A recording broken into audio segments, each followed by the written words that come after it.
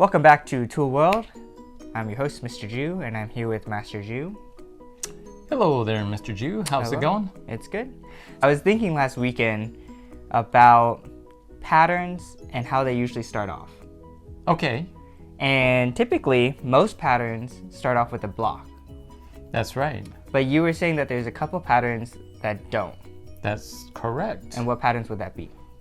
That would be Tongil with the twin vertical punch, and then Ulji with the twin side elbow strike. Okay.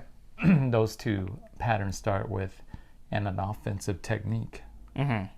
Well, what do you think that really exemplifies in the pattern?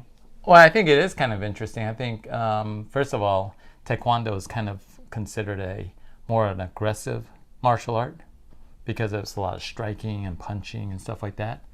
And yet, all of the patterns, with the exception of those two, the pattern starts off with a defensive type of technique, a block, some type of block. So what does that kind of say, though, right? What does that kind of say? Really, isn't it more like we don't use Taekwondo for aggression? Yeah. We use it for the self-defense.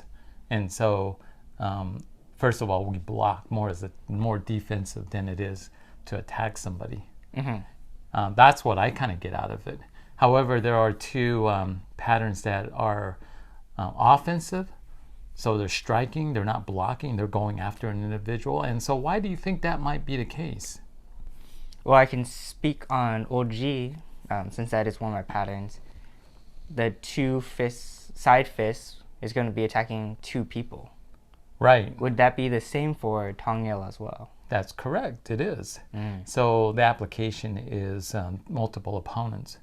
So what does that kind of say about our mindset? To me, it sounds like when it's just one opponent, we shouldn't be acting as the aggressor. We should be acting more defensively. Okay. Wait until they really escalate that situation before fighting back, really.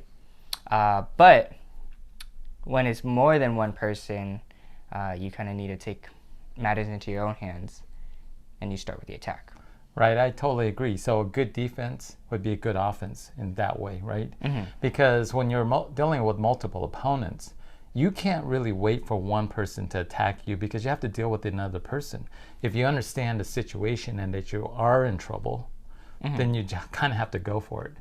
And when you talk about self-defense, I think you just kind of really have to go for it.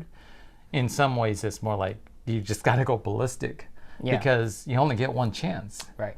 You don't have multiple chances at that. That also kind of brings up the laws of self-defense. You know, in America, I don't know about around the world, but there are 5 laws of self-defense. Do you know what they are? Ooh. Okay, a couple of them we got imminent. Do you want to go over each one as we go through? Or? Sure, why not? All right. Imminent is kind of like the threat is happening right then and there. So from my understanding, you can't get into an altercation and then come back an hour later and go beat somebody up, because that would not be self-defense, right? Yeah, exactly, yeah. I think another one would be proportional. So all your self-defense has to be proportional in force compared to the situation. So if someone pushes you, that doesn't give you the right to Stab them. right? What would be some other ones? Innocent, meaning that you're the innocent party, kind of just minding your own business, and all of a sudden you're being assaulted, right? So you have innocence, imminent, proportionate, right? You also have what is it called? It's is it reasonable, right? In other words, what your action in that self-defense situation, if you look at it, if you ask a bunch of people, let's say 20 people, would they have done the same thing, right? And if the majority says, I would definitely do that, then it can probably fall in the laws of self-defense. Is it reasonable? And the last one is duty to retreat. So in other words, if you have a way to escape, you should stop. You should not be the aggressor. In other words, what that's kind of saying is that if I struck him, he went down, and it looks like it's over, and yet you go over there and you give him an extra kick or an extra punch, then you become the aggressor. And so to claim self-defense is no longer available. So if you're going to hurt somebody, it should just happen right there. Don't go back afterwards to do that. So what do the laws of self-defense mean to somebody? Why would we need to follow them? Well, sometimes we get into situations where you didn't mean to do that, right? And then you try to call for, well, I was defending myself. But you've got to meet these rules. Otherwise, in America, you don't get that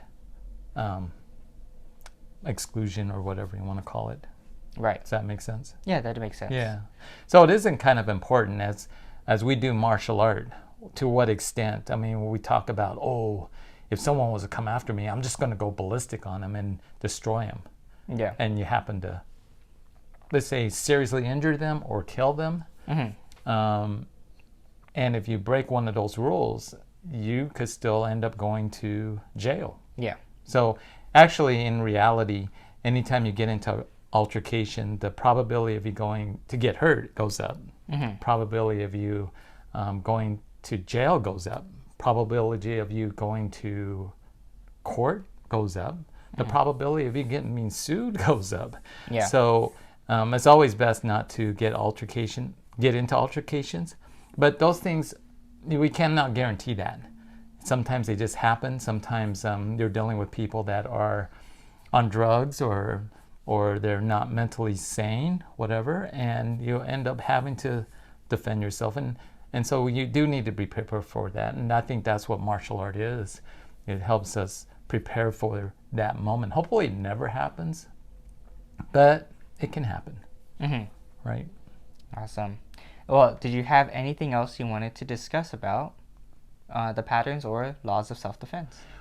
Well, I think that we should think of patterns as techniques that can help you in your self-defense.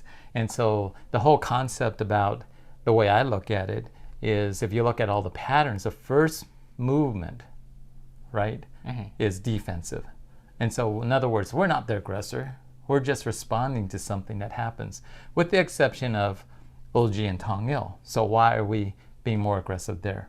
Because we're dealing with multiple opponents. So the best defense really would be to have a good offense if you can't run away. So it's that mindset. We have to have a certain mindset in order to have self-defense. Right. All right. Well, thanks for jumping into another Tool World. Let us know if you've ever heard about the laws of self-defense. And thanks for jumping in. We'll see you guys next week. Don't forget to be safe. Keep training. And have a great week. Taekwon.